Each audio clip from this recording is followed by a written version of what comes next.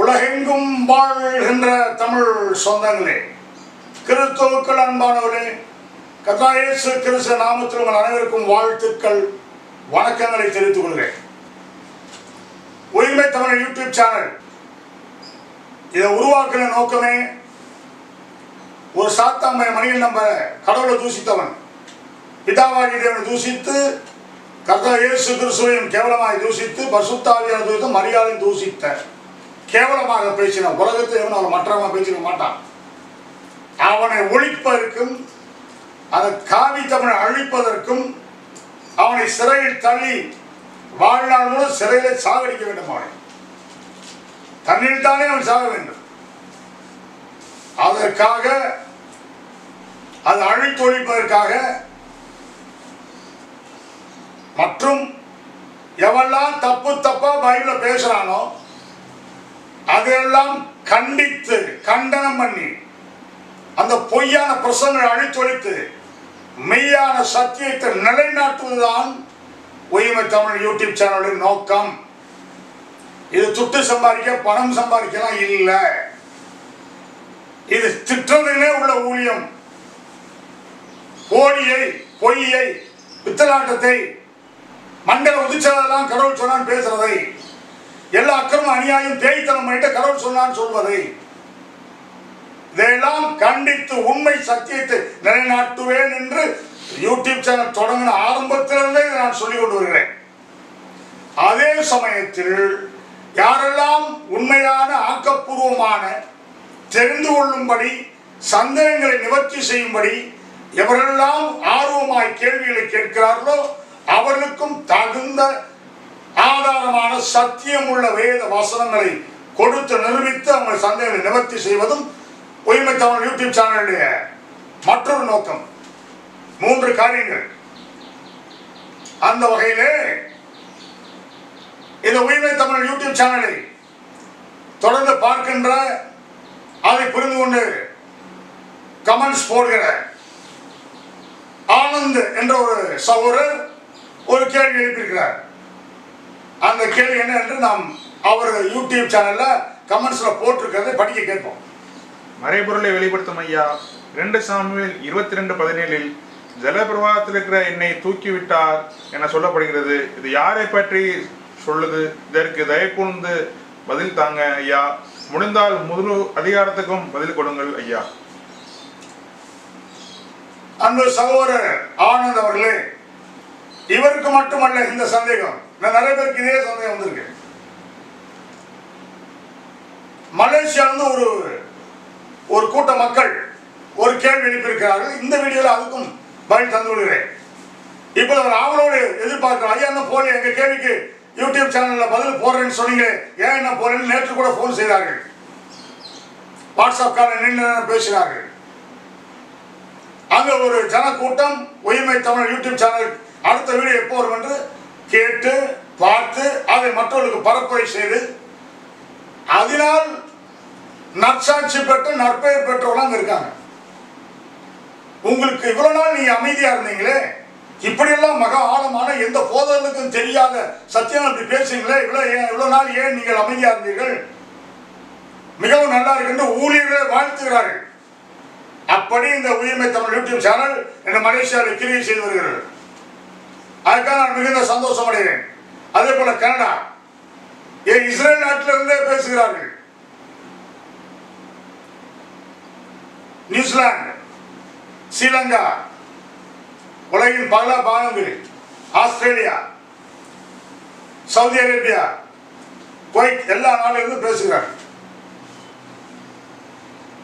ஞானம் உள்ளவர், அறிவுள்ளவர், விசுவாசம் உள்ளவர்கள் அவளுக்கு நல்லா புரியுது. பேய்க்கு புரிய மாட்டேங்குது. பேய்க்கு என்னைக்குதான் நல்லது புரிஞ்சுது, அதுக்கெல்லாம் கெட்டதுதான் புரியும். சரி, இப்போ முதலாவது இந்த ஆனந்த தம்பி இந்தியாவில இருந்து கேட்டிருக்கிறேன். அந்த தம்பிக்கு முதல் பதில் தருகிறேன். அவர் என்ன கேட்கிறார்? அந்த அவர் கேட்ட வசனத்தை குறிப்பிட்டிருக்கிறார். 2 சாமுவேல் 22:17 அப்படி சொல்லியிருக்கேன். அதே நம்ம பரிசுத்த வேதாகமத்தில் வாசி கேட்போம். உயரத்திலிருந்து அவர் கை நீட்டி என்னை பிடித்து ஜலப்பிரவாகத்தில் இருக்கிற என்னை தூக்கி விட்டார். கீழே வாசிப்போம். என்னிலும் பலவான்களா இருந்த இங்கதான் சத்தியம் போல விளங்கும். அந்த வசனம் மட்டும் படிச்சா புரியாது. என்னிலும் பலவான்களா இருந்த என் பலத்த சத்துருவுக்கும் என் பகைஞருக்கும் என்னை விடுவித்தார். இந்த தம்பிக்கு என்ன டவுட் இல்லைன்னா, மிகுந்த ஜலப்பிரவாகம்னா என்ன? இத பேசுறது யாரு? தாவீது. தாவீது எங்கேயோ போய் பெரிய வெள்ளத்துல மாட்டிக்கிட்டாரோ. மிகுந்த ஜலப்பிரவாகம் என்றால் பெருவெள்ளம், பெருவெள்ளத்து இரைச்சல். அந்த பெருவெள்ளம் கரை புரண்டு, அதாவது இரண்டு நதி கரையின் நடுவில் அணை ஓட்டாலும் தடுத்து நிற்க முடியாத அளவுக்கு மகா வேகமாக இரு கரையில் புரண்டோடுகிற வெள்ளம், வெள்ளப்பெருக்கு. அதான் மிகுந்த ஜலப்பிரவாகம். ஜலம் கரை புரண்டு, வெள்ளம் கரை புரண்டு ஓடுகிறது என்று சொல்வார்கள். மலையாளத்தில் வெள்ளம் என்றால் குடிக்கிற தண்ணீர். தண்ணீர் பலவிதம் இருக்கு. குடி தண்ணீர், தண்ணீர் பலவிதமான ருசிகளும் கொண்டு இருக்கு. உப்பு தண்ணி, ஒருப்பு தண்ணி, நல்ல சுவையான தண்ணீர், உவண்ட தண்ணீர், எவ்வளவு குடிச்சாலும் தாங்க கேட்டார். இப்படி பலவிதமான ருசியை கொண்ட தண்ணீர். இதில் பெரிய ஆற்று நதி கரை நடுவில் மக வேகமாக புரண்டு ஓடுகிற, அதுதான் வெள்ளப்பெருக்கு என்று சொல்வார்கள். தாழ்த்து குடிக்கிற அது தண்ணீர், தாகம் தீர்க்கிற நீர், ஆகவே தண்ணீர். தன்னுடைய தாகத்தை தீர்க்கிற ஒரு திரவம் நீர், தண்ணீர். இங்க தாவீது சொல்றது, இவர் எந்த வெள்ளப்பெருக்கில் பிரவாகத்தில் போய் மாட்டாரு? ஜலப்பிரவாகத்தில் மாட்டாரு. அதான் தம்பி டவுட். ஜலப்பிரவாகம் என்றால் அவர் என்ன நினைத்துக் கொண்டார்? சற்று முன்பு நான் விளக்கமாய் சொன்னது போல இரு கரை நடுவில் புரண்டோடுகிற மிகப்பெரிய வெள்ளப்பெருக்கு என்று தாவீது அப்படி எங்க போய் வெள்ளத்துல மாட்டினாரோ கேட்கிறார். சகோதரே, அப்படி அல்ல. கீழே அந்த வசனம் கீழே என்ன போட்டிருக்கு? என்னிலும் பலவான்களாயிருந்த என் பலத்த சத்துருவுக்கும் என் பகைஞருக்கு என்னை விடுவித்தார். இந்த சத்துரு பகைஞரை தான் அந்த மிகுந்த ஜலப்பிரவாகம் என்று ஒப்பிட்டு சொல்கிறார் தாவீது. இதே வசனம் சங்கீதம் 18ஆம் அதிகாரம் 16ஆம் வசனத்தை பார்க்கிறோம். உயரத்திலிருந்து அவர் கை நீட்டி என்னை பிடித்து ஜலப்பிரவாகத்தில் இருக்கிற என்னை தூக்கி விட்டார். என்னிலும் அதிக பலவான்களா இருந்த என் பலத்த சத்துருவுக்கு என்னை பகைக்கிறவர்களுக்கு நீங்களாக்கி விடுவித்தார். கீழே என் ஆபத்து நாள் எனக்கு எதிரிட்டு வந்தார்கள். கர்த்தரோ எனக்கு ஆதரவா இருந்தார்.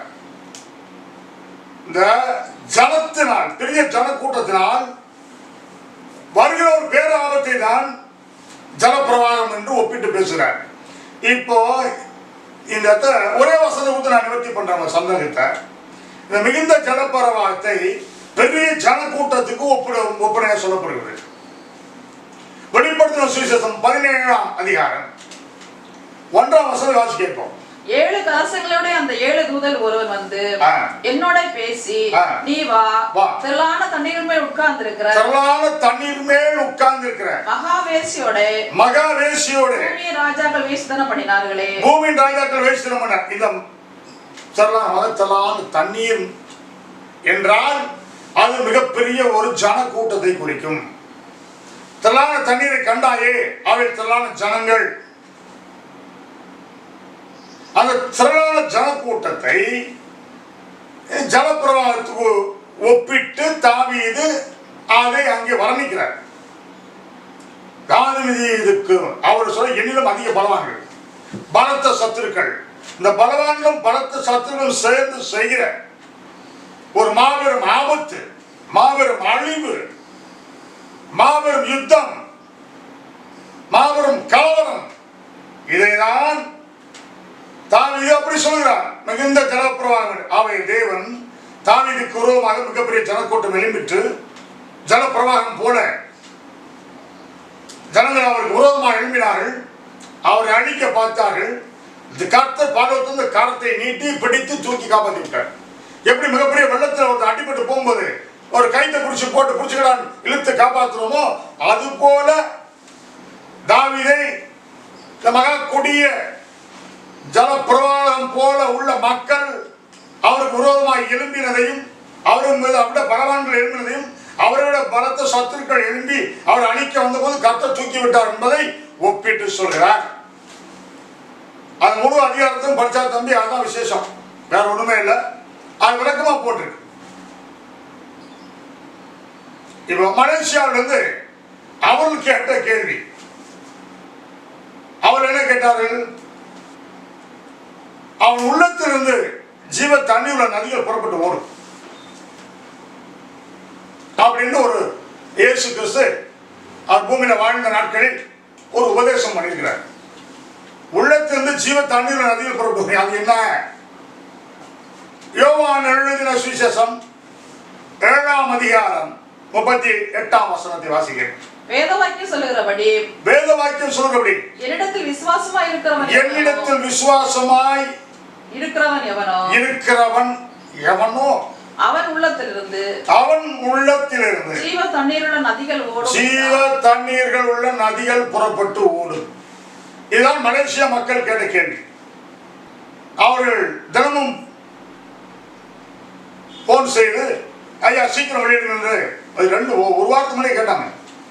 அதுக்கு இடையில நிறைய வீடியோ பதிவு இருந்ததுனால அவையெல்லாம் பதிவேற்றம் செய்துவிட்டு அடுத்ததாக பேசுகிறேன் என்று அவர்களுக்கு வாக்கு கொடுத்திருந்தேன். ஆகவே அவளுக்கு நான் கொடுத்த வாக்கை நிறைவேற்ற வேண்டும் அல்லவா, இந்த வீடியோவில் பதிவேற்றுகிறேன். இயேசு சொல்கிறார், என்னிடத்தில் விசுவாசமா இருக்கிறவன் எவனோ அவனிடத்தில் அவன் உள்ளத்திலிருந்து ஜீவ தண்ணீர் உள்ள நதிகள் புறப்பட்டு ஓடும். கிறிஸ்துவுக்கு அன்பானவர்களே, ஒன்றை நீங்கள் நன்றாய் புரிந்து கொள்ள வேண்டும்.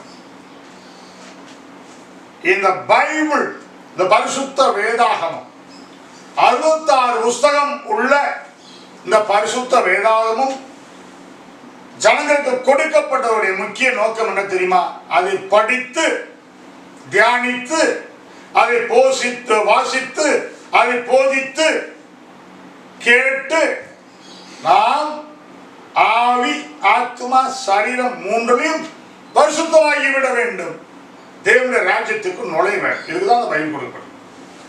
ஆனால் என்ற பரிசுத்த வேதாகமத்தை அவனவன் தன் சுய லாபத்திற்கும் சுய சம்பாத்தியத்திற்கும் சுய பதவி பெருமைக்கும் ஒருத்த பைபிளை தூக்கி பேசினா போப்பான்றான், ஒருத்த 4 வார்த்தை பேசினா திருமறை பெரியார்ன்றான். எங்கடா இருக்குது அப்படிலாம் பைபிள்ல? அப்படி சொன்ன செத்த போயிட்டாப்பா. என் ரொம்ப நிறைய ஊழியக்காரன் தான். ஒரு நாள் நீ என்ன பெரிய திருமறை பெரியார், என்ன திருமறை பெரியார்? கோச்சுக்கிட்டாங்க, போடா விட்டேன், செத்த போயிட்டான். இல்லை, இப்போ ஒரு 4-5 புத்தகம் போட்டானா உடனே ஒரு திருமறை பெரியார். இது பரிசுத்த வேதாகம் கொடுக்கப்பட்ட நோக்கம் உன் ஆவி ஆத்மா சரீரத்தை பரிசுத்தமாகிவிட வேண்டும். நிறைய பேருக்கு ஆவினா என்ன, அது ஒரு மனுஷனுக்குள்ள எங்க இருக்கு? ஆத்மான என்ன, அது ஒரு மனுஷனுக்குள்ள எங்க இருக்கு? இருதயம் என்ன வேலை செய்யணும் நிறைய பயிலுக்கு தெரியல. எல்லாம் வளர்றாங்க. இப்படி உளறிட்டு தெரிஞ்சினா இப்ப இந்த வசனம் எதை பற்றி பேசுகிறது கண்டுபிடிக்க முடியாது.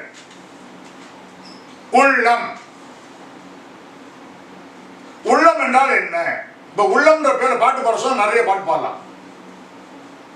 இப்ப எம்ஜிஆர் ஒரு பாட்டு பாடினார், உள்ளம் என்றொரு ஊர் இருக்கும், அந்த ஊருக்குள் எனக்கு ஒரு பேர் இருக்கும், கடமை அது கடமைன்னு பாடினார். உள்ளம் என்ற ஒரு ஊர் இருக்கும், அதுல ஒரு பேர் இருக்கும். உள்ளம் ஒரு பாட்டு பாடியாச்சா? கிறிஸ்தவ உள்ளம் வச்சு ஒரு பாட்டு பாட சொன்னா, உள்ளம்மானந்த கீதத்திலே வெள்ளம்மாகவே பாய்ந்திடுதே என்ன துமனே சரையே என்றும் வாழ்த்திய பாடிடுவேன். அதே மாதிரி உள்ளத்துல இன்னொரு பாட்டு பாடலாம், எந்த உள்ளம் புது கவியாலே பொங்க சுவை பாடிடுவேன். அவர் நாமம் ஊற்றுண்ட பரிமளத்தை எல்லாம் அவரை நேசிக்கிறேன். அல்லேலூயா துதி அல்லேலூயா எந்த நன்னம் இயேசுவை பாடிடுவேன். எத்தனை கிருபைகள் நித்தமும் அருளிய கர்த்தரை கொண்டாடுவேன். உள்ளம்னு இப்படி பெயர்பட்ட பாட்டு பாடலாம். இன்னொருத்தன் பாடிட்டு இருக்கான். உள்ளம்னு என்ன தெரியாது பாடலாம். உள்ளம்னா என்னன்னு கேள்வியில அது எங்கடா இருக்குது ஒரு மனுஷனுக்குள்ள? எவனுக்கு ஆவி ஆத்மா சரீரம் என்ன என்று தெரியலையோ அவனால அவன் இந்த பைபிள் ஒரு காலம் புரிஞ்சுக்க முடியாது. இந்த வசனம் உள்ளத்தை பத்தி பேசுதா? இந்த வசனம் மனசை பத்தி பேசுதா? இந்த வசனம் இருதயத்தை பத்தி பேசுதா? இது ஆவியை பத்தி பேசுதா? ஆத்மா பத்தி பேசுதா? சரீரத்தை பத்தி பேசுதா? கண்டுபிடிக்க தெரியாது. அதனால எல்லாம் வளருவாங்க.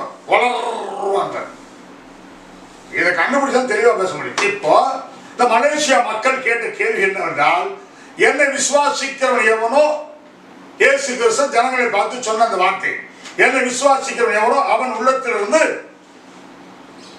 ஜீவ தண்ணீர் உள்ள நதிகள் புறப்பட்டு ஓடும். சாதாரண தண்ணீர் நீ கிடைக்க மாட்டேங்குது. லிட்டர் 20 ரூபாய்க்கு வித்துருக்கேன். இது ஜீவ தண்ணீர் உள்ள நதி எங்களாக கிடைக்கும்? அதை 4ஆம் அதிகாரத்தில் சமாரிய ஸ்திரீயிடத்தில் இயேசு பேசுவார்.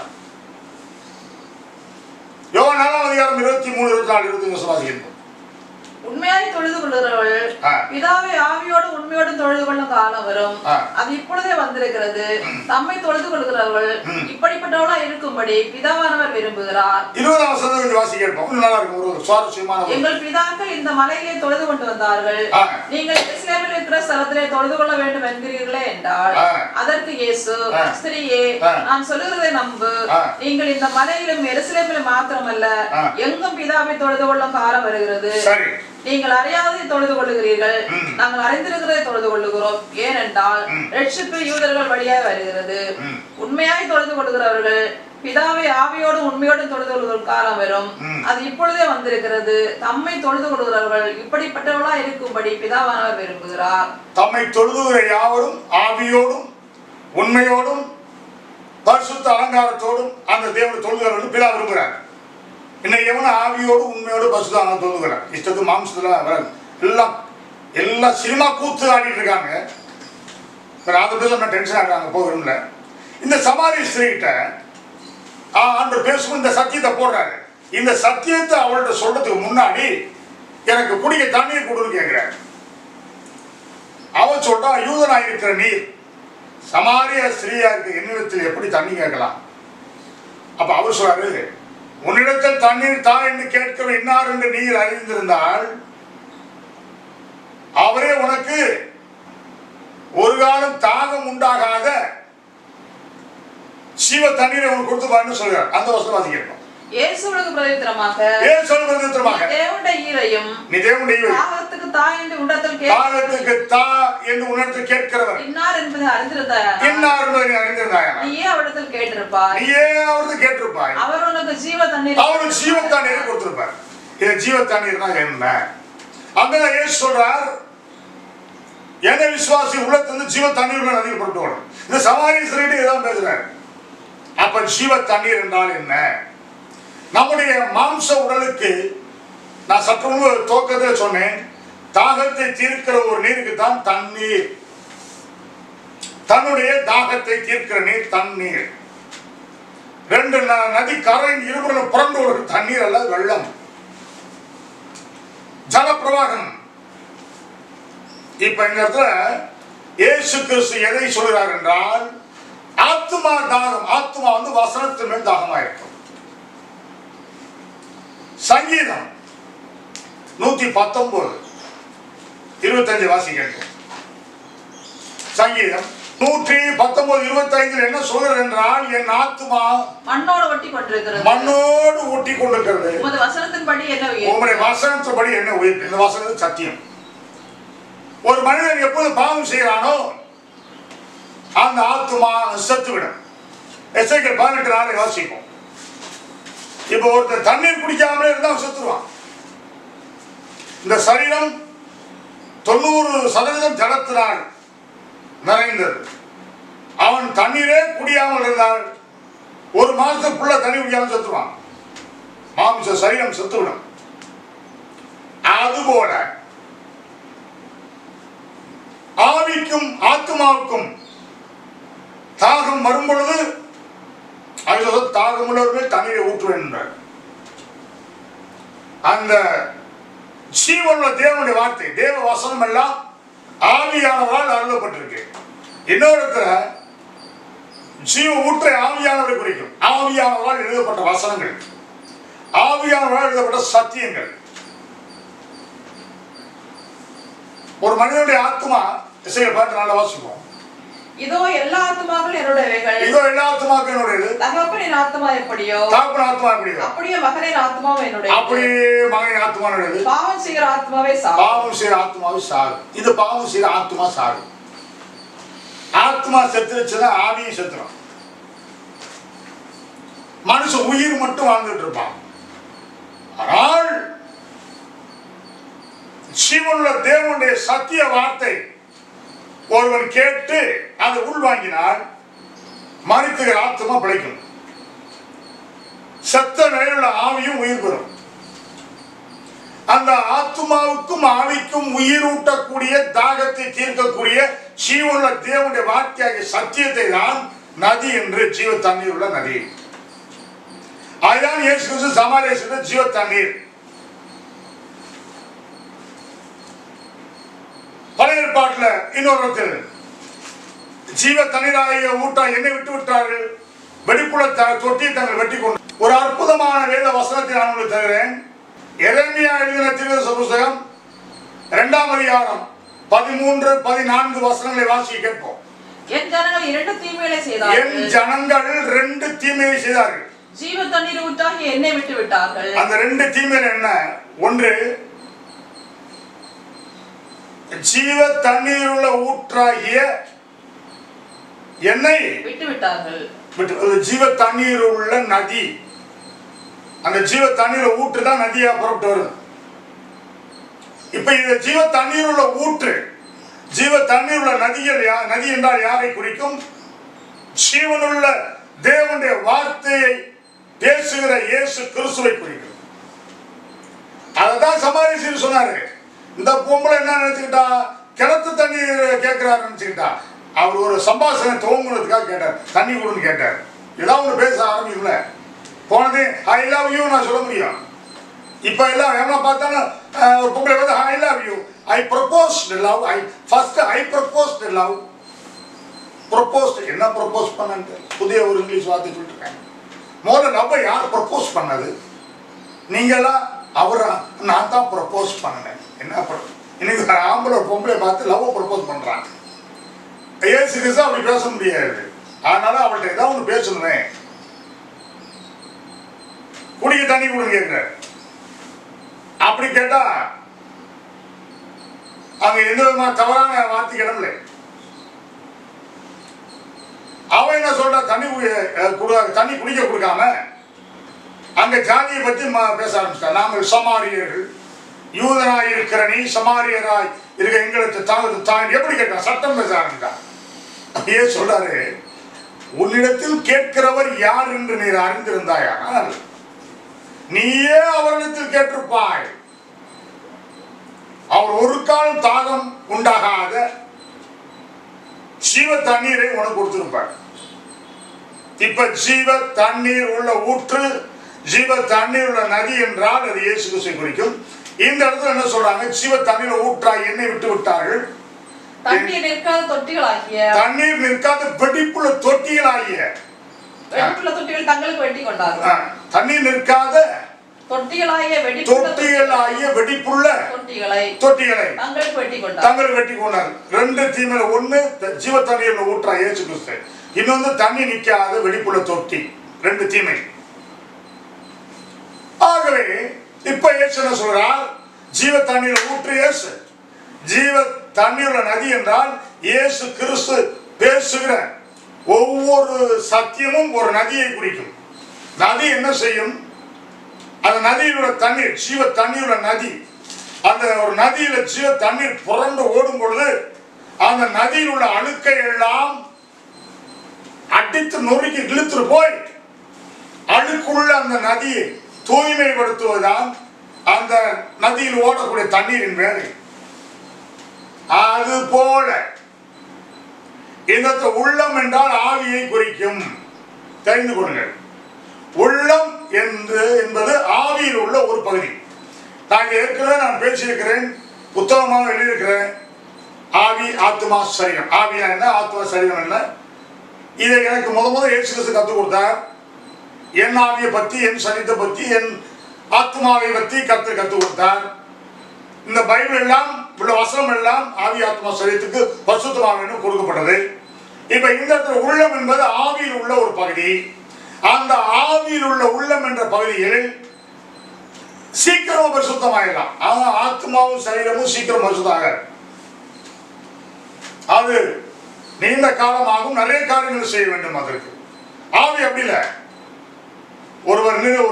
ஒரு காரியத்தை ஒருத்தர் பேச ஆரம்பித்தால் டக்குன்னு கேட்பாங்க.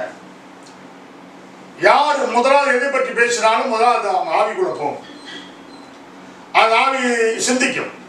சிந்தனை ஆவி சிந்திக்கும். ஆவின் சிந்தை மாம்ச சிந்தை, மாம்ச சிந்தை மரணம், ஆவின் சிந்தை ஜீவன சமாதானம். அப்ப ஆவி தான் சிந்திக்கிறது. ஒரு சொற்பொழிவையோ ஒரு வார்த்தையோ ஒரு பிரசங்கத்தையோ ஒருவர் பேசும்போது நாம் கேட்டால் அது நேரம் ஆவிக்குள்ள போய் அதை சிந்திக்கும். அப்ப நல்ல காரியங்களை கேட்டால், சத்தியங்களை கேட்டால் அது அந்த சிந்தனை, ஆவியின் சிந்தனை, அது ஜீவன சமாதானம் குறிக்கும். பொல்லாத வார்த்தைகளை கேட்டால் அது மாம்சத்திலிருந்து வருகிற காரியங்கள், மாம்சத்தை மரணத்தை உண்டாக்கும் என்று வேதம் சொல்கிறது. இப்ப உள்ளத்தில் இயேசு கிறிஸ்து பேசுகிற ஒவ்வொரு சத்தியம் ஒரு நதிக்கு சமம். அப்ப ஒருவன் என்னிடத்தில் விசுவாசமா இருந்தால், ஜீவ ஊற்றாகிய என்னிடத்தில் அவன் விசுவாசமா இருந்தால், ஜீவ தண்ணீராகிய என்னிடத்தில் விசுவாசமா இருந்தால், நான் பேசுகிற, நான் கொடுக்கிற அந்த ஜீவ ஊற்றாகிய ஜீவ தண்ணீர் உள்ள, ஒரு காலம் தாகம் உண்டாகாத அந்த சத்திய வசனங்கள், அந்த பிரசங்கங்கள் ஒவ்வொன்றும், ஒவ்வொரு சத்தியமும் ஒரு நதியை குறிக்கும். ஒவ்வொரு முறை நதியில் ஜலம் புரண்டு வரும்போது எப்படி நதியை சுத்தப்படுத்துகிறதோ அதுபோல இயேசு கிறிஸ்து என்னும் அவருடைய ஜீவன் உள்ள வார்த்தையாகிய சத்திய வசனம் ஒவ்வொன்றும் ஜீவன நதி. அதை கேட்கிற உள்ளத்தில், இப்ப நான் இந்த யூடியூப் இப்ப நான் பேசுறதை கேட்டுக்கொண்டிருக்கிற யூடியூப் 290, இதுக்கு முன்பு 289 வீடியோ போட்டிருக்கேன். 289 வீடியோவும் இந்த வீடியோவும் சேர்த்து 290 வீடியோவும் ஜீவ தண்ணியுள்ள நதிகளுக்கு சமம். சிலது திட்டிருப்பேன், கண்ணா அப்பெல்லாம் திட்டிருப்பேன், நாயை பண்ணின்னு திட்டிருப்பேன். அதெல்லாம் நீ கேட்காத. அதை நீ கேட்டீங்கன்னா அப்புறம் நீ அந்த லிஸ்ட்ல போயிடுவேன். நான் யாரெல்லாம் அப்படி இருக்கான, பண்ணியா, நாயா, பேயா, கழுதையா, கூயாக்க, அவங்க அப்படிதான் திட்டணும். சத்தியத்தை புரட்டுறவன, கர்த்தருக்கு உதவுறவமா பேசுகிறவன, சத்தியத்தை மாத்தி பேசுகிறவன, வேத வசந்த வச்சுக்கிட்டு வியாபாரம் செய்கிறவன, கொள்ளை அடிக்கிறவன, திருட்டு பயில, பொய் திட்டம் சொல்றவன, பொய்யா பிரசவம் பண்ணவன, பயிரில் பொய் திட்டங்களை போட்டு மக்களை ஏமாத்தி பணத்தை புட்டுங்கிறவன கண்ணா புண்ணான்னு திட்டுவேன். அதை நீ கேட்க வேண்டிய அவசியம் இல்லை. அதை அப்படி தள்ளி விட்டுரு. நான் அடிக்கடி சொல்றதுதான், ஒரு விருந்து வீட்டுக்கு போனா இடையில 20-30 ஐட்டம் வைப்பான். சிலவங்க கூட பிடிக்காது, விட்டுரு. ஏன்டா உருளைக்கிழங்கு வச்சு போய் தந்த போனாங்க, அப்புறம் கரண்டியே அடிச்சுக்குவான். ஏய், என் எஜமான் சொல்லியிருக்காரு இந்த இடையில 20 ஐட்டம் இருக்கணும். அந்த எஜமான் சொன்னதை நான் செஞ்சுட்டேன். நீ என்ன பிடிக்காதெல்லாம் ஒதுக்கிடு. உனக்கு உருளைக்கிழங்கு பிடிக்கல, இன்னொருத்தர் பிடிக்கும். உனக்கு கேரட்டு பிடிக்கல, இன்னொருத்தர் பிடிக்கும். அதுக்காக ஒருத்தருக்காக இஷ்டம்லாம் நடக்க முடியாது. இந்த போஜனம் எல்லாத்துக்கும் வைக்கப்பட்டிருக்கிறது. உனக்கு தேவையான சாப்பிடு, மற்றது ஒதுக்கி. அதே போல நான் ஒவ்வொரு யூடியூப்லையும் மெய்யான ஜீவ தண்ணீர் உள்ள நதிக்கு சமமான சத்திய வசனங்களையும் கூடவே இந்த போலி பிசாசு பருவ பிரசங்கத்தையும் கண்டித்து, இந்த திருட்டு பேய் பொருள் திட்டி, அப்படி பேய் போதும் கடவுளை தூசு ஓவர ரூத்ர தாண்டமாடுற பேய் பொருளை சட்டத்தின்படி அடக்கியும் வைத்திருக்கிறேன். இந்த யூடியூப்ல 3 காரியம் நடக்கும்.